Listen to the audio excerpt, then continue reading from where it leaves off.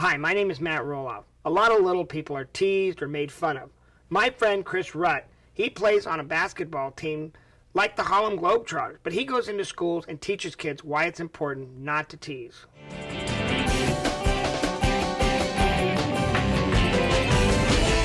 Hi, this is Matt Roloff with Little People Big World. Today we're talking with various people that have inspired me and that are friends of mine.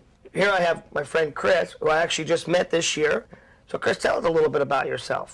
Well, I'm from Canada, about 2 hours north of Toronto, so I've just been involved with the LPO, Little People of Ontario, for about 2 years now. I've noticed you play a heck of a basketball game. I had a pretty good basketball experience growing up. Like, I always played when I was younger and stuff like that. And I had a chance to play on a Canadian Half Pints, which is a basketball team that goes around to schools in Canada and sometimes in the States. And we did a Don't Tease program, which was a great program because when we go into the schools, the kids are always unsure of us first, but by the time we leave the school after we do our program, they're always coming up to us, giving us high fives, and we introduce all the guys. We go through some stats of the team and stuff like that. Some of the guys share a couple stories of them when they were growing up, then I would share a story when I was growing up. Cases of where there was teasing involved or someone was being picked on. Tell us your story, I want to hear it. I grew up in a really small town, like 200 people, and I grew up in a really small school. So it was almost pretty easy growing up. I was always involved in sports, and I was always very competitive, and I always maintained that. It was more like when I went out in public or went to the mall, that's when you could more get the looks and stuff like that. And when I was younger, it kind of bugged me at first, and it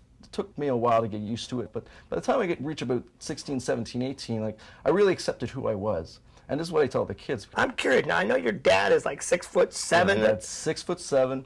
My mom's about 5'3", 5'4", so she's not too tall. And I have two brothers and my own sister, and they all average about 6 foot. So I come from a pretty tall family. And you're a pretty tall little person as well. In fact, you're on the very tall side of the spectrum. But when did you first realize that you were going to be a little person? When I was born, I had troubles breathing.